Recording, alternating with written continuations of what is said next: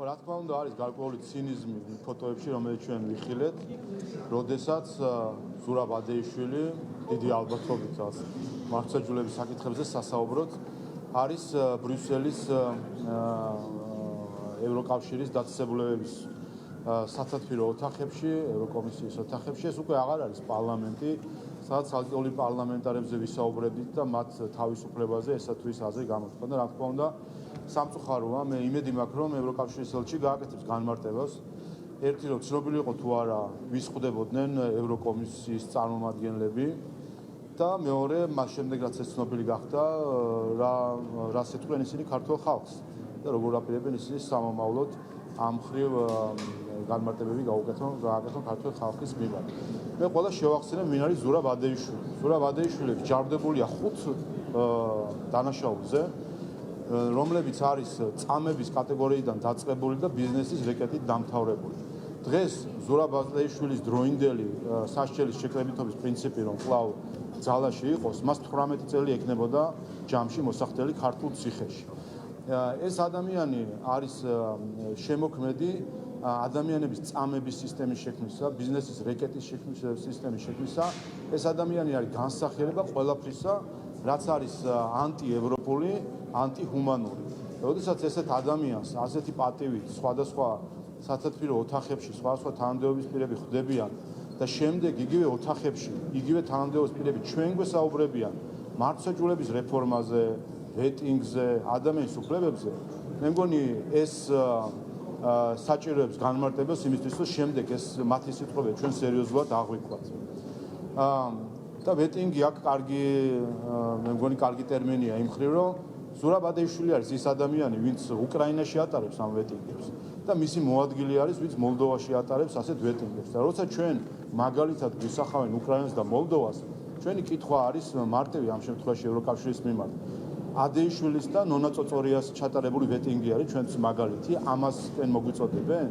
და სხვა ჩვენს ზურაბ ადეიშვილს საქართველოში ვეტინგი ჩატარებული თავის დროს, როგორც გენპროკურორს, რომელიც მართავდა ყველანაირ ასეთ სახის ღონისძიებებს და მაშინ გაყარეს მოსამართლეები გახსოვთ. ისე რომ სასამართლოებს აუქმებდნენ და შემდეგ ზოგს აშინებდნენ და ზეწოლა იყო უზენაეს სასამართლოების მოსამართლეებზე, რომ დაეტოვებინათ თანამდებობები და კითხეთ იმ მოსამართლეებს შემდეგ სტრასბურგში ჰქონდათ გასაჩივრებული ეს საკითხი.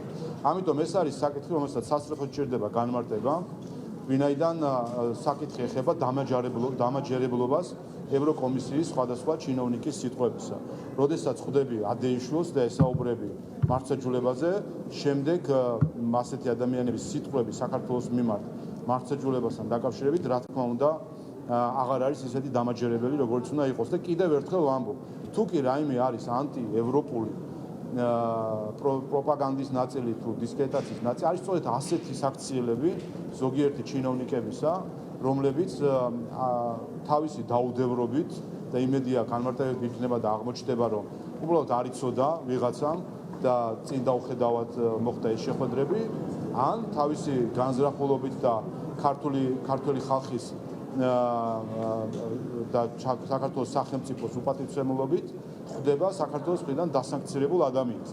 კიდევ ერთხელ ერთ რამესაც გავუსვა ხას ზურაბ ადეიშვილის ჯამში 18 წელი აქვს მისჯილი.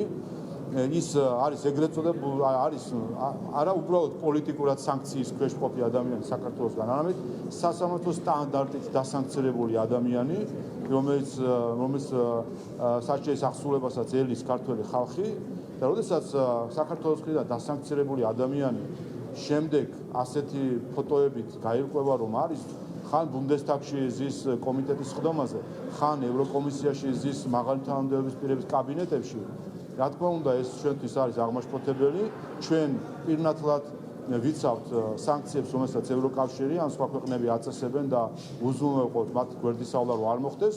როგორც ჩანს, ზოგიერთ ევროპულ ქვეყანაში გვერდსულიან საქართველოს მიერ დაწესებულ სასამართლო სანქციებს. ცესკოსთან დაკავშირებით სალომე ზურაბიშვილის განცხადება. ისე ზურაბიშვილს გავაგრძელებ შემდეგ.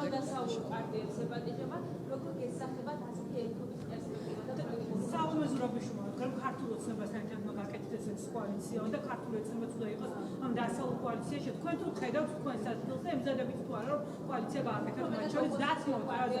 თუმცა თქვენ ქართული ოცნება და იქ თქვენი როლიც გამოგვეცეთ ბატონო შავარაც მოისმინეთ. სალომე ზურაბიშვილი დაუპირისპირდა ყველას და ყველაფერს, ვისაც კი შეიძლება დაპირისპირებული იყო, დაწყებული საქართველოს პარლამენტიდან, საქართველოს მთავრობა, ეროვნული ბანკი, სხვა ინსტიტუტები, საპატრიარქო ბოლოს გახსოვთ მისი განცხადებები, ყველას გარდა ნაციონალ მოძრაობისა და მისი კლონებისგან. რატომ? იმიტომ რომ ერთადერთი მიზეზი, რატომაც ის ინარჩუნებს თავის თანამდებობას, არის ნაციონალ მოძრაობის მხარდაჭერა.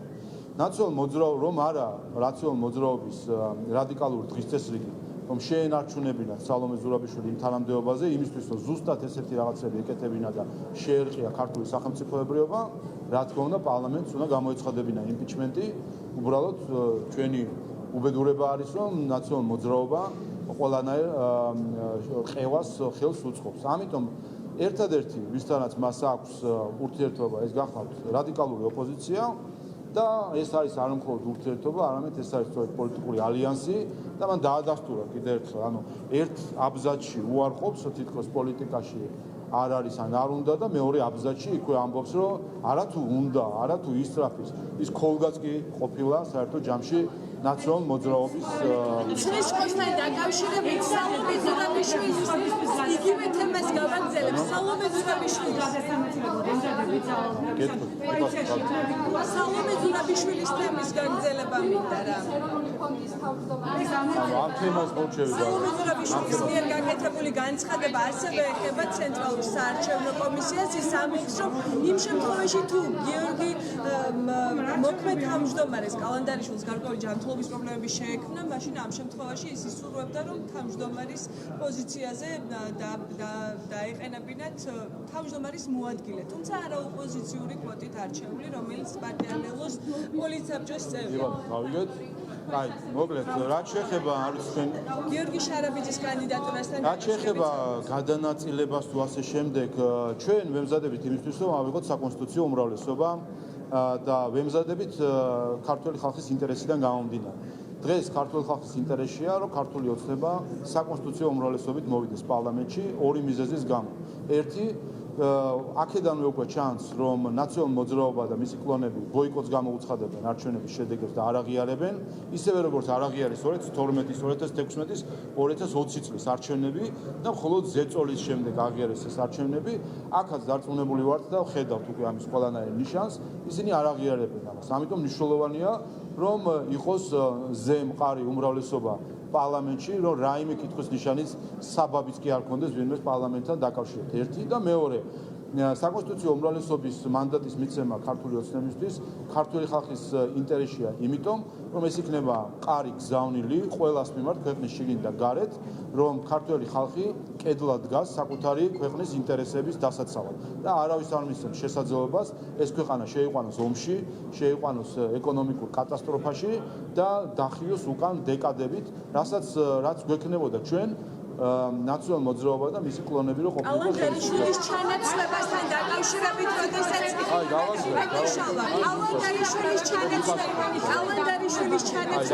დაკავშირებით, კალანდარიშვილის ჩანაცვლებასთან დაკავშირებით, როდესაც საუბრობს სალომე ზურაბიშვილი და ამბობს, რომ მისმა მოადგილე უნდა დაიხმაროს.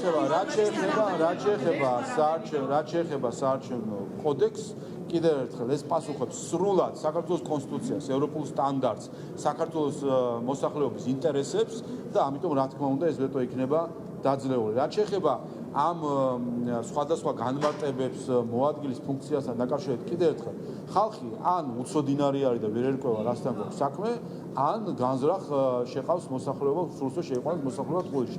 არაფერი ბატონი გიორგი სიორძის ცხოვრებაში არ შეიცვლება მას შემდეგ, რაც ვეტოს დავძეთ. ის როგორც იყო 17-დან ერთ-ერთი წევრი ცესკოსი, ასევე იქნება 17-დან ერთ-ერთი წევრი ცესკოსი სხვა 8 ოპოზიციონერ წარმომადგენელთან ერთად, ექნება ერთი ხმა და ზუსტად ისეთივე ინფორმაციული წვდომა, როგორც აქამდე ქონდა. არაფერი არ იცვლება. იცვლება ერთადერთი რამე, რომ ჩვენ ხედავთ ახლა უკვე, რომ უკვე წინსწრებით დაიწყო დაიწყეს დისკრედიტირება მოქმედი თავმჯდომარის და ზუსტად ეს იყო გეგმა. რომ შეექმნათ ისეთი სიტუაცია, რომ ან ეძულებინათ მოქმედი თავმჯდომარე გადამდგარიყო, რაღაცა სხვა ასეთი გარემოება დამდგარიყო, რომ ლელოს პოლიცსაბჭოს წევრი გამხდარიყო ცესკოს თავმჯდომარე, რაც არის აბსურდი. ვინც ამისკენ მოგვიწოდებს, რომ დავტოვოთ ძველი სისტემა და ლელოს პოლიცსაბჭოს წევრი გახდეს ცესკოს თავმჯდომარე, ყველა ამ ესენი ან ეს ადამიანები უცხოელი თუ ქართველი, ან არიან ან არის გაუცნობიერებლები არიან, არ იციან, ვერ ერკვევიან საკითხში, ან არიან ბოროტი განზრახის მქონე საქართველოს ხალხის მიერ.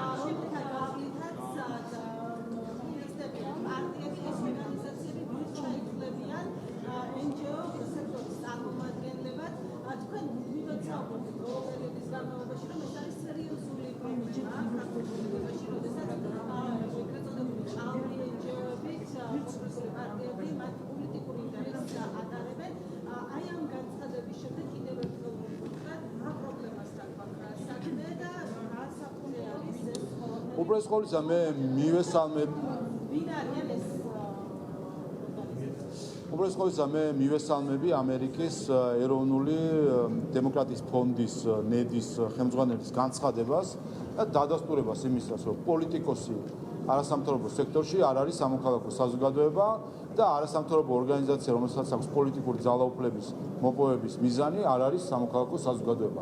ეს ამას ჩვენ ვამტკიცებთ უკვე რამდენი ხანია და მე მისასალმებელია, რომ ნედის ამ ფონდის ხელმძღვანელმა ეს დაადასტურა. ეს ფიცი მოგწონს. ეხლა გვინდა მტკიცებულებაც. რომ საქმეში გადაისახოს ეს ყველაფერი, ზუსტად ეს ფონდი, ამერიკის ეროვნული დემოკრატიის ფონდი, ნედი, აფინანსებს პარტიულ NGO-ებს. და დავასახელებ მათ შორის, ეს გახლავთ დემოკრატიის თვალსაჩინო რაც არასამთავრობო ორგანიზაცია, რომელსაც ხელმძღვანელობს პარტია საქართველოსთვის ლიდერი ნათია მეზრიშვილი, მისი დაფუძნებული არის. ეს არის მაგალითად სოვლაბი, სადაც გიორგი კანდელაკი არის ლიდერი. ეს არის მაგალითად ხალხისთვის, რომელიც ანა დოლიძე, უბრალოდ ხალხისთვის და ასევე პროგრესის ცენტრი, რომელიც ანა დოლიძის დაფუძნებული არის. ყველა ამ NGO-ს ასე თქვა დამფუძნებელი და ლიდერი არის პოლიტიკოსი, პარტიული ლიდერები და ყველა ეს პარტიული ლიდერი ჯიბეში ფულს იდებს უცხოეთიდან. ამიტომ ეს ფიცი გავიგეთ, ეხლა საჭირო არის საქმეზე გადასვლა და ამერიკის თუ კი ეს არის გულწრფელად ნათქვამი სიტყვები, უნდა შეწყვიტოს დაფინანსება ყველა ამ ფონდებმა, იქნება ამ ასეთი არასამთავრობო ორგანიზაციების. ასე რომ ჩვენ ეხლა გვინდა საქმე და მეორე, ასევე საუბარი იყო ხელმძღვანელის მხრიდან გამჭვირვალებაზე. თუ კი რომელიმე ფონდი არის გაუმჭვირვალი, ეს არის ზუსტად ამერიკის შეერთებული შტატების დემოკრატიის განვითარების ხელშეწყობის ფონდი ნედი. მე პირადად არაერთხელ მოუწოდე სხვადასხვა არხებით, პირადი შეხვედრების სხვა დროს მოუწოდე, რომ ქართველი ხალხისთვის გაასაჯაროო, რა პროექტებს აფინანსებენ. როცა ამბობენ, რომ ქართულ ხალხს ეხმარებიან, რაში ეხმარებიან ამ ქართულ ხალხს არ ეუბნება არავინ და სამწუხაროდ დღემდე ეს გასაჯაროება არ ხდება. დამალული არის მათი მხრიდან დაფინანსებული პროექტები და სამწუხაროდ არ საჯაროდ ეს რა თქმა უნდა არ პასუხობს არანაირ სტანდარტს გამჭვირვალობის არა თუ ამერიკულ სტანდარტს არ რომელიმე სტანდარტს არ პასუხობს არ ვიცი ყველაზე დაბალ სტანდარტსაც კი გამჭვირვალობის ამიტომ ჩემი მოწოდება არის ამ განცხადების შემდეგ რომელიც მისასალმებელია და ეს პირველად მოვისმინეთ ჩვენ უცხოელი აქტორისგან აქამდე გვერდის შემოვლა რაღაცაით მიდიოდა ხოლმე პირველად ხაზგასმით მოვისმინეთ რომ პოლიტიკოსები რომლებიც NGO-ებში არიან ასეთი NGO არ ითვლება NGO-თ წერტილი და მეორე NGO-ები რომელსაც აქვს პოლიტიკური ძალაუფლების მოპოვების პრეტენზია არ არიან NGO-ები წერტილი ეს ორი განცხადება მოვისმინეთ ამერიკის წარმომადგენლების მხრიდან ძალიან კარგია ეხლა გადავიდნენ საქმეზე და ჩახსნა ყველა დაფინანსება რომელიც მიდის პარტიულ ჯიბეებში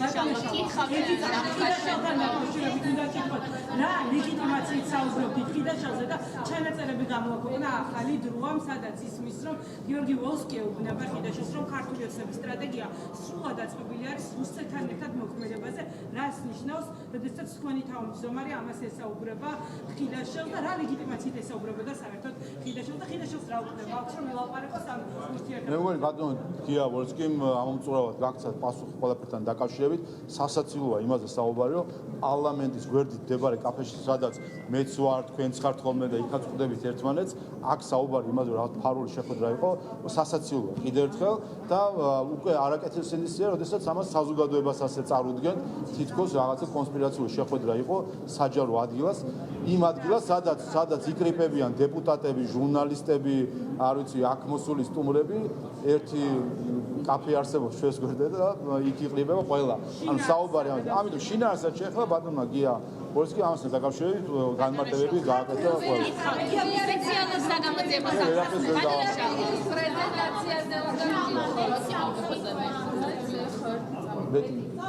ხო, რა ვიცი, ვეტინგი რა გითხრათ, აი ვეტინგის შემოქმედი ვნახეთ ჩვენ ფოტოზე ზურაბ ადეიშვილი. მოკლედ ზურაბ ადეიშვილის გზაზე საქართველოს არ დადგება. ვინც არ უნდა მოითხოვოს ზურაბ ადეიშვილის და მისი მოადგილის რეფორმები ჩვენთვის არ არის მაგალითი. ეს რეფორმები ჩვენ აქ ვნახეთ 2000-იანების დასაწყისში და შუაში ვნახეთ ეს რეფორმები რა იყო. ეს რეფორმები იყო წამების სისტემის შექმნა, ბიზნესის რეკეტი და ასე შემდეგ.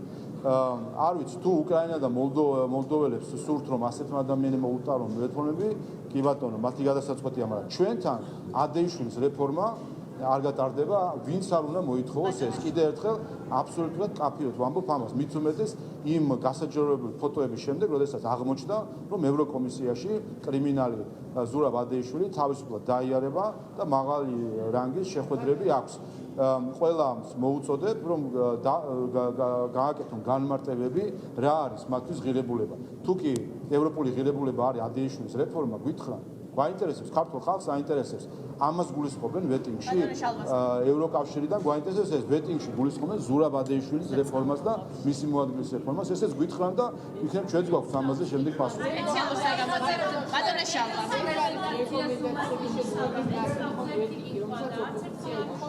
ეს პროცესი დაწყებულია პარლამენტში რეკომენდაციების შესრულებად, თუმცა ხედავთ, რომ არ არის ეს დაფიქსირებული, როგორც წერდა, ამ შემთხვევაში პროექტული აქვს ოპოზიციას ნეგატიურ ჭირში, როდესაც ოთხი ოპოზიციონერი ეძებდნენ განიკორპორაციასთან დაკავშირებით საკითხის განხილვას, ისინი კომიტეტებში წარმონაცილდნენ. აი ახლა ის პროცესი, რომელსაც თავად ითხოვდნენ, დაიწყო, მაგრამ რაღაცნაირად არ არის აქტიური. ვის რა პოლიტიკური მიზანი აქვს რეკომენდაციების შესრულების ნაწილში? ჩვენ გუშინ პირველი მოსმენით მივიღეთ ანტიკორუფციულ ბიუროსთან, სასამართლოსთან და ასევე სპეციალურ საგამოძიებელ სამსახურთან დაკავშირებული ცვლილებები და თქვენ იყავთ დარბაზში და აკვირდებოდით. 4 წარმომადგენელი იყო ოპოზიციიდან მთლიანად განხილვებულ. მთელი დღის განმავლობაში განვიხილეთ ამხელა პროექტები, 4 წარმომადგენელი იყო ოპოზიციიდან და დაისვა სულ ალბათ 2 კითხვა ან 3 კითხვა, 2 კითხვა და 1 დაზუსტება. კი ბატონო. რასაც დაჭირდა 3 წუთი მათი მხრიდან. აი ეს არის მათი მონაწილეობა სინამდვილეში ამ პროცესში და იცით რატომ? იმიტომ რომ საქმელი არც არაფერი არ არის. ისინი სინამდვილეში და ამ ცხაპუნქტზე ჩვენ სამუშაო შეხვედრებიც ხო ქონდა და იქაც ხო ნახეთ სამჯელო რა იყო. სინამდვილეში არაფერი არ აქვს. არც ინიციატივა შემოსათავაზებელი და არც იდეა. არაფერი. თლიანად დაწყებული არიან იმაზე, რომ გარედან როგორ ეტყვიან, რა მიმართულებას მისცემენ, რა უნდა თქვან. ეს ვეტინგი, მე მგონი ამ სიტყვის სრული მნიშვნელობაც არიციან ბოლომდე და აიღეს ეს ერთი ტერმინი ვეტინგი გაიძახიან შიგნით თუ გარეთ. ამიტომ რეალური ინტერესი მათ არ აქვს, რეალური წინადადებებიც არ არსებობს და რაც თავარია, რეალური პრეტენზიებიც კი არ აქვს სასამართლოს მიმართ.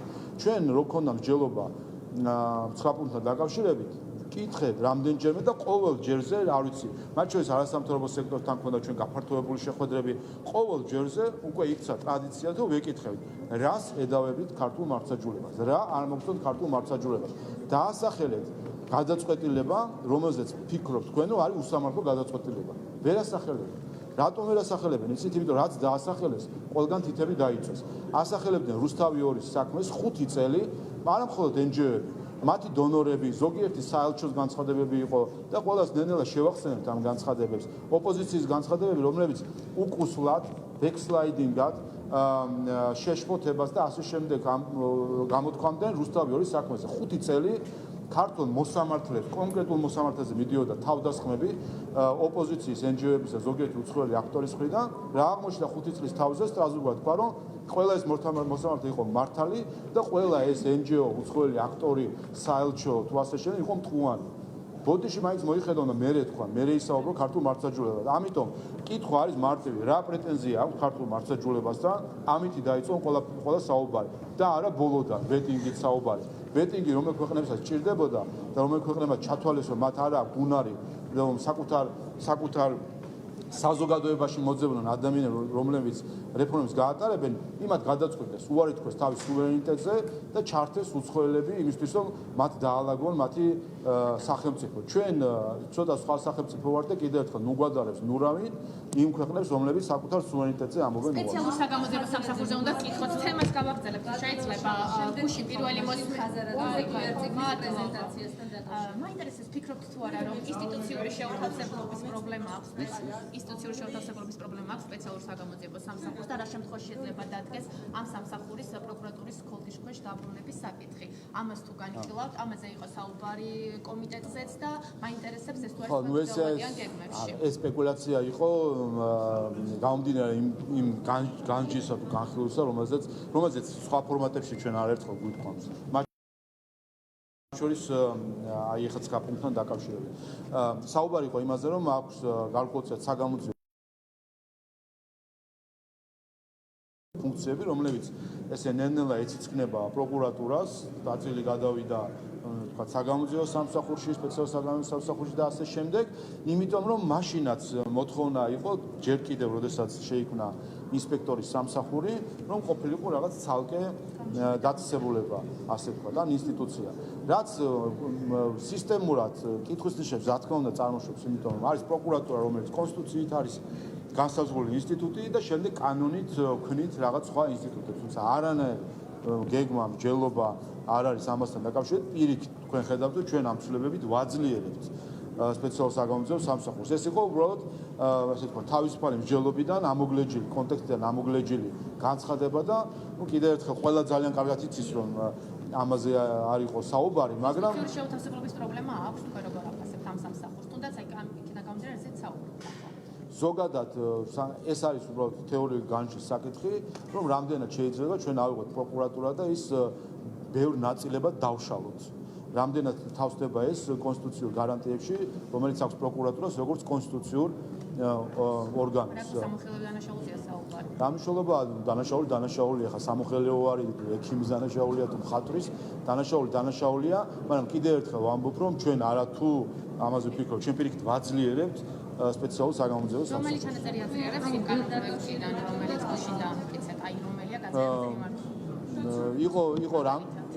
იყო რამდენიმე საკითხი, რომელიც მათ შორის ვენეციის კომისიის დასკვნიდან გამომდინარეობდა, იყო ენების განსაზღვრებას კონსტიტუციაში, როგორც ქალისა და მამაკაცის კავშირი და მოითხოვდა, რომ არ ყოფილიყო ეს ჩანაწერი და პირიქით საბოლოო ჯამში გადიოდნენ ერთმანეთის სქესიანთა ქორწინების დაკანონებამდე. ასე რომ ეს მათი არჩევანია, ასე გავიდნენ არჩევნებზე, ჩავიდნენ სოფლებსა და ქალაქებში და ხალხს უთხრან, რომ მათი იდეოლოგია არის ასეთი, რომ ხელი შეუწყონ როგორც LGBT პროპაგანდას, ისე ერთმანეთის სქესიანთა ქორწინების შემოღებას და ასე შემდეგ. ეს არის მათი პარტიული დღის წესრიგი. ამიტომ ამ პარტიულ დღის წესრიგს რაც შეეხება კანონს, თქვენ იცით რომ ჩვენ თქვით რომ ღია არის დისკუსია, რა სახეს ფორმას და შინაარსს მიიღებს, ვნახოთ ველი ჯერ კიდევ წინადადებას. რაც შეეხება ჩინეთს, ხო ჩანს ასე თქვა ტაივანის გავლენა ასეთ კვლევებში, ჩვენ ვიცით რომ ფული იხარჯება პოლიტიკოსებზე არაღიარებული ქვეყნის მხრიდან, მათ შორის ყოფილი თავდაცვის მინისტრი, აქვს შექმნილი არასამთავრობო ორგანიზაცია და ფინანსდება ტაივანიდან იმისთვის, რომ დისკრედიტირება მოახდინოს ჩინეთის. რა თქმა უნდა, სირცხვილია, როდესაც საქართველოს არათუ თავდაცვის მინისტრი ყოფილი, საქართველოს მოქალაქე ფულს იღებს არაღიარებული ქვეყნიდან და ებრძვის ჩინეთს, რომელიც არის უშიშროების საბჭოს, გაეროს უშიშროების საბჭოს მუდმივი მოქმედი წევრი და რას ნიშნავს ეს ჩვენი ქვეყნისთვის და მათ შორის რას ნიშნავს ეს ჩვენი ქვეყნის ტერიტორიული მთლიანობისთვის, ახლა არ ვიცი, ეს ანაბანა არის მე მგონი. ჩვენ არაფერს არ ვაპირწონებთ, ჩვენ გამოვდივართ მხოლოდ ჩვენი ინტერესებიდან, ჩვენი ინტერესი არის, რომ რაც შეიძლება ეკონომიკურად ძლიერი და პოლიტიკურად ძლიერი იყოს საქართველო. ამას ვაკეთებთ ყველა ჩვენი პოლიტიკური ნაბიჯი. ხო, ფასებთან დაკავშირებით, ხო, კიდევ ერთხელ. ხო, ბაჭეხლა ფასის და სოციალურ საკითხებს კიდევ ერთხელ. ეს ის თემაა მიკურსმე საერთო ნაციონალურ მოძრაობა როგორ შევიდა ამ თემაში. არ ურჩევდი არავის. კატასტროფა იყო რომ მათ ხელისუფლებაში ყოფნის დროს როგორც სოციალური საკითხები, ისე სხვა ეს თემები დაწყებული ფასებიდან გაგრძელებული ხელფასებით 700 ლარი იყო საშუალო ხელფასი, დღეს 1800 ლარი არის საშუალო ხელფასი, 30% ნაციონალურ მოძრაობის დროს მოსახლეობის 30% იყო სიღარიბის ზღვარს ქვემოთ და ქართულმა ოცნებამ გაანახევრა. შეამცირა ნახევარჯერ ნახევრით შეამცირა ეს რაოდენობა 120,000 ახალი სამუშაო ადგილის შექმნა ქართულმა ოცნებამ და დაასახმა მოსახლეობა. ასე რომ ამ თემაში შესვლას არ უსვეთრებთ, გავაგრძელებთ ამ სტატისტიკას და საბოლოო ჯამში მათ იქნებათ სათქმელი. რაც შეეხება მარტის მოვლენებს, ამაზეც მინდა ცისაუბრეთ ამასთან დაკავშირებით ჩაგეკითხები თუ შეიძლება. ასევე ამ საერთაშორისო კვლევების დასტურდება, რომ საქართველოს რეგიონში მეზობელ ქვეყნებში ფასების ანუ სიძვირით პირველ ადგილზე არის და ამას არანაირი კვლევები არის, ეს ყველაფერი манипуляცია. საქართველოს ეკონომიკურ ზრდით რეგიონში ვართ წამყვანი, მათ შორის შეხედეთ ჩვენ ერთსულ მოსახლეზე მთლიან შიდა პროდუქტს, ჩვენ მათ შორის კანდიდატ ქვეყნებს შორის 9 ქვეყანას შორის მე-4 ადგილზე ვართ ამ სიდიდით. ასე რომ კიდევ ერთხელ ეს თემები ის არის, სადაც არავის არ უშვებს. როგორ გიქნებთ ეს ციფრები გასაგებია, მაგრამ რამდენად გაუმჯობესდა საზოგადოების ცხოვრება? რა თქმა უნდა, ეს რიცხვი ეს არ არის მათემატიკა და სადაც ფურცელზე იწერება რიცხვები. ეს რიცხვები არის სტატისტიკა, რომელიც მომდინარეობს რეალური ცხოვრებიდან, რეალური ფასებიდან, რეალური ხელფასებიდან, რეალური პროგრამებიდან. თავისთავად ჩვენ ჯერ კიდევ ბევრი გვაქვს გასაკეთებელი იმისთვის, რომ სიღარიბიდან ამოვიდნენ ის დარჩენილი ადამიანები, რომლებიც არიან, მაგრამ ეს არის გზა, რომელიც ჩვენ უნდა გავიაროთ. რაც შეეხება მარტის საკითხებს, ამასაც მინდა შევეხო. ჩვენ გავიდა ერთი წელი იმ ძალადობრივი აქციებისა, რომელიც მარტში პარლამენტთან იმართებოდა, ჩვენ ვნახეთ, რომ თუ რა ძალა აქვს და როგორ შეიძლება სპეცსამსახურების მეთოდების გამოყენებით მოხდეს საინფორმაციო შტურმი მთლიანად ქვეყანაზე და საზოგადოებაზე. ჩვენ ფაქტობრივად შარშან მარტში ვნახეთ კარგად ორგანიზებული და კოორდინირებული დეზინფორმაციული შტურმი ქართულ საზოგადოებაზე, როდესაც თეთრზე ეუბნებოდნენ შავს და იმიტომ რომ ამაში ჩაერთვნენ მათ შორის უცხოელი აქტორები, ზოგიერთს შეიძლება სიშავეში ვერ დაარწმუნეს, მაგრამ რაღაც რუხი ფერები დაანახეს თითქოს. გავიდა დრო და ქართული საზოგადოება დარწმუნდა, რომ მაშინ წარეთ მოატყუეს, დარწმუნდა, რომ სინამდვილეში რაც მოხდა მაშინ იყო ის, რომ აჯანყდა ის პარტიები და ის არასამთავრობო ორგანიზაციები, რომლებიც გაუმჭვირვალედ იღებენ უცხოურ დაფინანსებას და მათი ინტერესი იყო, რომ ეს დამალულად დარჩენილიყო. მაგრამ გავიდა ერთი წელი და ჩვენ გვაქვს უფრო მეტი შედეგი, ვიდრე ამ კანონით მიაღწევდა ქართული საზოგადოება.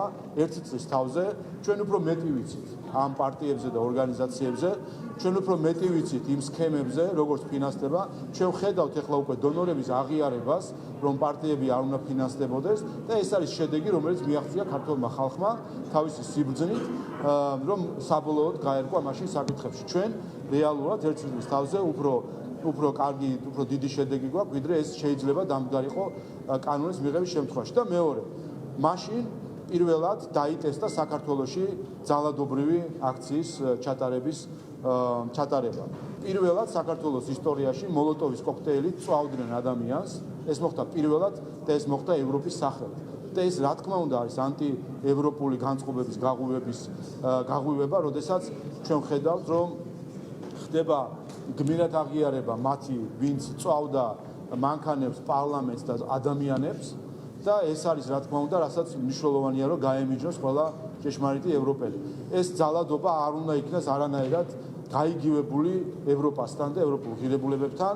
ჩვენი ქართული განოცდილება, მათ შორის აქციისა და პროტესტისა არის სულ სხვა.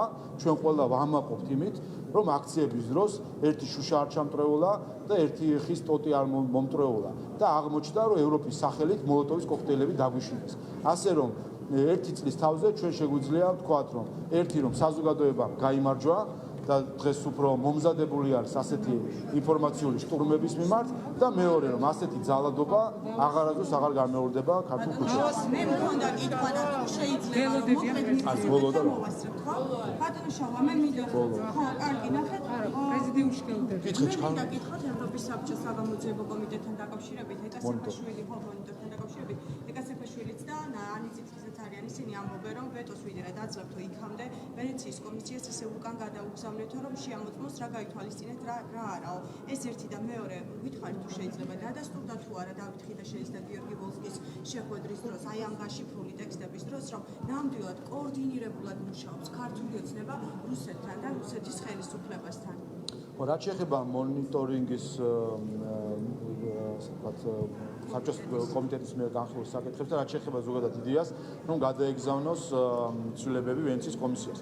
ჩვენ რაც მივიღეთ ამ ტექსტზე თავისი მძიმე წერტილი და ყველა სიტყვით არსებობს ვენეციის კომისიის და ოდრის ერთობლივი დასკვნა. ანუ აღარაფერი გადასაგზავნი არ არის. ჩვენ მძიმე წერტილი არაფერი არ შეგვიძლია, ზუსტად ის ტექსტი მივიღეთ, რომელზეც დასკვნა არსებობს. ეს დასკვნა წავიკითხეთ, ეს დასკვნა არ გავიზიარეთ და მივიღეთ მესამე მოსმენით. ასე რომ აქ დასასკვნელი არაფერი აღარ არის, ყველაფერი ცნობილი არის რა პოზიცია დაფიქსირდა ვენეციის კომისიისგან, არის მარტივი პოზიცია ვენეციის კომისია თქვა რომ ამასთან დაკავშირებით რაიმე შინაარსობრივი მოსაზრება მას პირადად არ გააჩნია და გადაგვამისამართა 19 აპრილის შეთანხმებაზე, რომ აი როგორც შეთანხმდით ისე იმოქმედეთო. რა თქმა უნდა აქ შეეშალა ვენეციის კომისიას და ხარვეზია საექსპერტო, რომ გადაგვამისამართა იმ შეთანხმებაზე, რომელიც არ არსებობს. ჩვენ რომ გავხედეთ რომ აბა რომელი შეთანხმება აღმოჩნდით სიცარიელის წინაშე, ვინაიდან ეს შეთანხმება არ არსებობს. აქედან გამომდინარე, ჩვენ მოქმედებთ ქართული ხალხის ინტერესებში, ჩვენი სურვილია რომ გამოვიდეთ ჩიხიდან, ყველა სხვა ვინც მოგვიწოდებს რომ დავტოვოთ ძველი რეგულაცია, ყველა სურვილია ჩვენ დავჭერთ ჩიხში. ნუ ეს სხვა არის. რაც შეეხება მე ამაზე უკვე თქვი ბატონმა გიამ განმარტა ეს ყველაფერი საქართველოს ხელისუფლება მოქმედებს ქართული ხალხის ინტერესიდან გამომდინარე და ქართული ხალხის დაკვეთით. ეს არის ჩვენი ერთადერთი განსაზღვრელი. ჩვენთვის მნიშვნელობა არ აქვს რომელი მხრიდან ვის რა მოსაზრება აქვს, ვინ როგორ აფასებს ჩვენ ნაბიჯებს, ვინ იწონებს, ვინ არ იწონებს. მე მგონი დარწმუნდა ამაში ოპოზიციაც და შინითაც გარეთაც მტერიც და მოყვარეც, რომ ჩვენთვის ამას მნიშვნელობა არ აქვს, ჩვენთვის მნიშვნელობა აქვს ჩვენი ქვეყნის და ჩვენი ხალხის ინტერესი. ასე მოქმედებ ჩვენ. ჩემ კითხვას მოვხსნიდე შარტავაზე. ხო. დღეს ბატონი ჟიული შარტავას დაბადებიდან 80 წლის იუბილეს აღნიშნავთ, ეროვნული გმირის 80 წლის იუბილეს, რომელიც გახდა სიმბოლო თავდადების, სამშობლოსთვის თავგანწირვის და იქცა ასევე სიმბოლოდ ერთიანი საქართველოს სულისა და სულისკვეთებისა. მნიშვნელოვანია, რომ არა მხოლოდ მათ, ვინც იყო მისი თანამედროვე, არამედ ყველა თაობამ შეინარჩუნოს ხსოვნა მისი გმირობისა და კონდეს მაგალითად თუ რას ნიშნავს შენი ქვეყნის სამსახური, რას ნიშნავს შენი ხალხის სიყვარული და რას ნიშნავს ინდივიდუალური აქტი თავგანწირვის.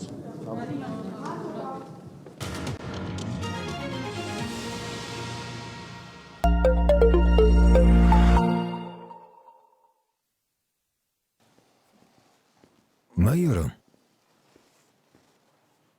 ცოტა რბილად.